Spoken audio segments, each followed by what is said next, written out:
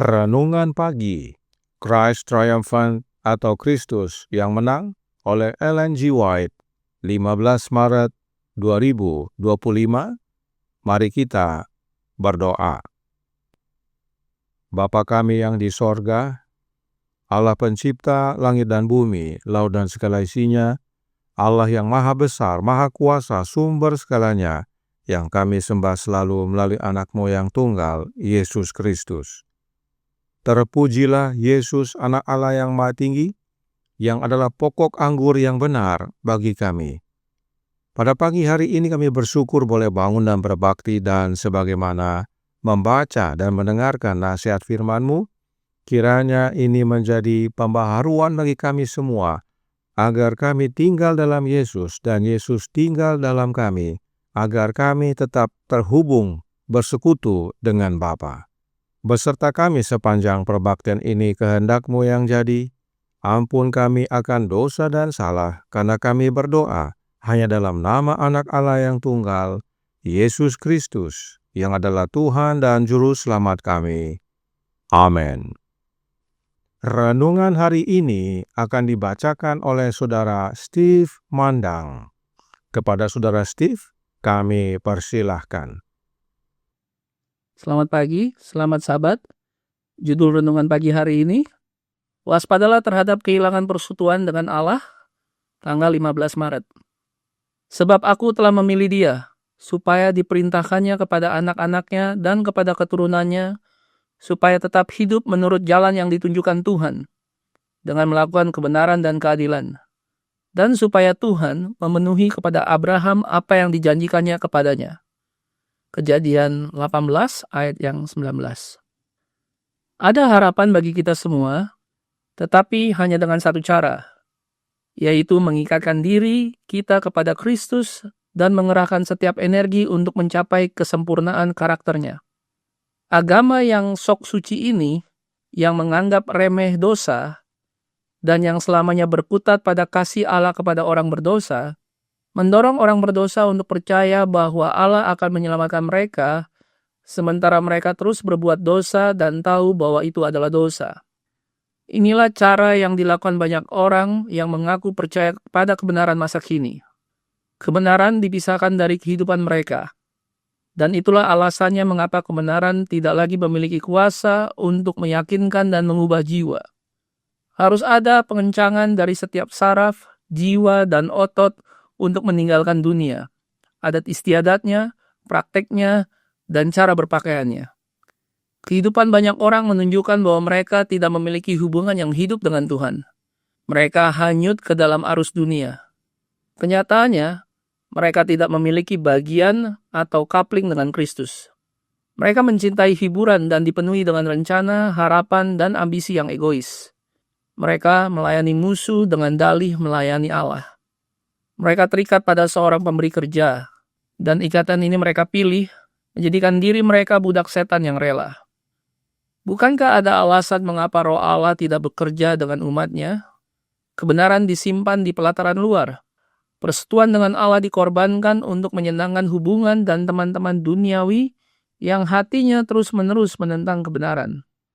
Berkat Allah menyertai Abraham karena ia mau memelihara agama di rumah.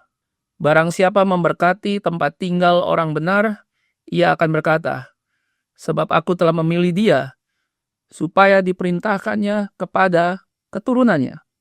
Tidak akan ada pengkhianatan terhadap kebenaran di pihaknya. Jika Anda menginginkan berkat Allah, para orang tua, lakukanlah seperti yang dilakukan Abraham. Kekang kejahatan, dan doronglah kebaikan. Beberapa perintah mungkin diperlukan sebagai ganti dari konsultasi dengan kecenderungan dan kesenangan anak-anak. Kasih sayang yang buta tidak akan menjadi aturan dalam rumah. Pemanjaan yang merupakan kekejaman yang sesungguhnya tidak akan dilakukan. Bawalah anak-anak Anda ke dalam rumah Allah. Setan pasti akan menguasai mereka jika Anda tidak waspada. Jangan dorong mereka untuk bergaul dengan orang-orang yang tidak saleh. Tariklah mereka menjauh. Keluarlah kamu dari antara mereka. Dan tunjukkanlah kepada mereka bahwa Anda akan berada di pihak Tuhan. Diambil dari Letter 53 tahun 1887. Demikianlah bacaan renungan pagi hari ini. Tuhan Yesus memberkati. Terima kasih atas penata layanan Saudara Steve. Tuhan Yesus memberkati. Selamat pagi saudaraku dalam Tuhan. Selamat Sabat.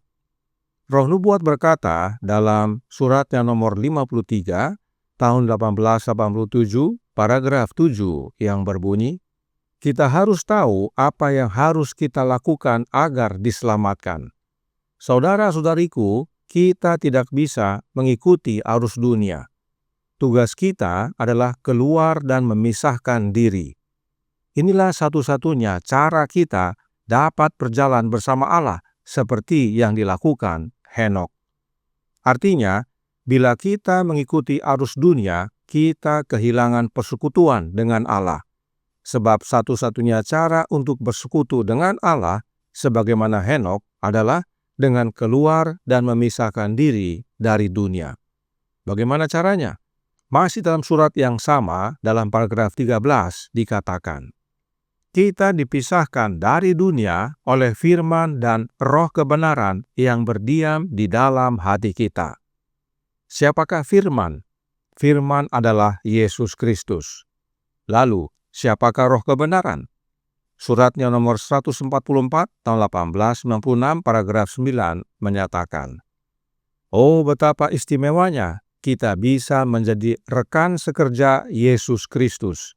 Dia datang kepada Anda sebagai roh kebenaran. Jelas sekali, roh kebenaran itu adalah Yesus Kristus. Sebab memang Yesus adalah kebenaran. Jadi, agar kita terpisah dari dunia, maka firman dan roh kebenaran yang adalah Yesus Kristus harus berdiam di dalam hati kita. Mengapa penting sekali memiliki Kristus di dalam hati kita? Kita kembali ke surat nomor 53, kita baca paragraf 19. Dikatakan di sana, Kristus adalah tangga yang dilihat Yakub, yang alasnya berada di bumi, dan anak tangga yang paling atas mencapai langit tertinggi. Ini menunjukkan metode keselamatan yang ditetapkan. Kita harus menaiki tangga ini satu persatu. Jika salah satu dari kita akhirnya diselamatkan, itu akan terjadi dengan berpegang teguh pada Yesus seperti pada anak tangga. Kristus dijadikan bagi orang percaya sebagai hikmat dan kebenaran, pengudusan dan penebusan. Inilah pentingnya memiliki Kristus tinggal di dalam hati kita. Sebab Yesuslah yang menghubungkan kita dengan Allah Bapa yang di sorga. Roh Nubuat juga berkata dalam Science of the Times tanggal 30 Mei tahun 1865 paragraf 4. Persatuan keilahian dengan kemanusiaan membawa kepada ras yang jatuh nilai yang hampir tidak kita pahami. Yang manusiawi dan yang ilahi dipersatukan di dalam Kristus agar ia dapat mewakili mereka yang harus percaya kepadanya. Nah, mengapa hanya Yesus yang dapat menyatukan yang manusiawi dengan yang ilahi? Kita baca dalam The Youth Instructor tanggal 29 Desember tahun 1868 paragraf 12. Dia, yaitu Yesus, melingkari manusia dengan lengan manusiawinya yang panjang, sementara dengan lengan ilahinya dia memegang kemahakuasaan. Jadi, satu-satunya cara agar kita tetap dalam persekutuan dengan Allah yang adalah Bapa kita adalah dengan menerima Yesus tinggal dalam hati kita. Sebab Yesuslah satu-satunya tangga yang menghubungkan kita dengan Bapa, dan Yesuslah satu-satunya yang memiliki lengan manusiawi dan lengan ilahi. Oleh lengan manusianya kita dirangkul, dan oleh lengan ilahinya dia meraih tahta Bapa. Itu sebabnya kemana saja Abraham pergi, dia selalu membawa agama di dalam rumahnya. Abraham selalu mendirikan mezbah agar persekutuannya dengan Allah tetap terjaga. Oleh sebab itu, renungan hari ini menasihatkan dalam Christ Triumphant, halaman 81 paragraf 6. Bawalah anak-anak Anda ke dalam rumah Allah. Setan pasti akan menguasai mereka jika Anda tidak waspada. Jangan dorong mereka untuk bergaul dengan orang-orang yang tidak saleh, tariklah mereka menjauh. Keluarlah kamu dari antara mereka, dan tunjukkan kepada mereka bahwa Anda akan berada di pihak Tuhan. Sebab dengan memisahkan diri dari dunia, kita dapat bersekutu dengan Allah, yaitu oleh menerima Yesus tinggal di dalam hati kita. Maka dunia dapat melihat bahwa kita berada di pihak Tuhan, yaitu di pihak Yesus Kristus. Dan bila kita di pihak Yesus, maka sudah pasti kita di pihak Allah. Kita bersatu dengan Allah. Persekutuan kita adalah dengan Bapa dan Anak-Nya. Kiranya ini menjadi pembaharuan bagi kita semua. Tuhan memberkati, saya bawa dalam nama Yesus. Amin. Mari kita berdoa. Bapa kami yang di sorga, Allah pencipta langit dan bumi, laut dan segala isinya, Allah yang maha besar, maha kuasa, sumber segalanya, yang kami sembah selalu melalui anak-Mu yang tunggal, Yesus Kristus. Terima kasih atas nasihat indah pada pagi hari ini. Nasihat yang ingatkan kami untuk tinggal dalam Yesus dan Yesus dalam kami. Sebab itulah satu-satunya cara untuk kami tetap bersekutu dengan Engkau, ya Bapa. Karenanya tolong kami, ya Bapa. Karuniakanlah roh anak-Mu dalam hidup ini. Sebab dengan menerima roh Kristus, Engkau pun tinggal dalam kami. Dan itulah wujud kami bersekutu dengan Engkau, ya Bapa, di dalam anak-Mu. Sebab hanya Yesuslah yang memiliki lengan kemanusiaan dan lengan ilahi yang mempersatukan kami dengan-Mu. Beserta kami sepanjang hari ini kehendak-Mu yang jadi. Ampun kami akan dosa dan salah, karena kami berdoa hanya dalam nama Anak Allah yang tunggal, Yesus Kristus, yang adalah Tuhan dan Juru Selamat kami. Amin.